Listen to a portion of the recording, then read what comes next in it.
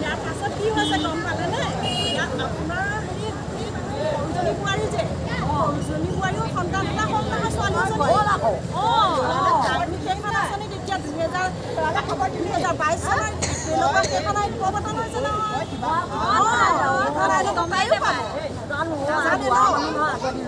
তাইক চাগে কালিলৈ আনিব হয় নহয় তেতিয়া স্বাধীন হ'ব নহয় ওজনটো লোৱা হ'ব আৰু মই গৈ পেলাই তাইক যিখিনি তথ্য লাগে মই সেইখিনি তাইৰ পৰা সংগ্ৰহ কৰিম আমি দুগৰাকী একেলগতে যাম তেতিয়া আপোনাৰ বোৱাৰীজনীয়ে 5,000 টকা এটা পাব চৰকাৰে মিঠাই খালে সুবিধা দিছে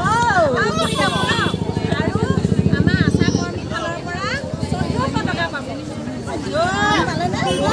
আগতে এইবিলাক নাছিলে আমাৰ বোৱাৰীয়ে যে এনেকৈ আগতে আৰু আমি গম নাপাওঁ কমেই জানো হয় কিমান পইচা আৰু মই যদি মই চামেই মই এই ছোৱালীজনী গৈ কথা শুনা নাই জানো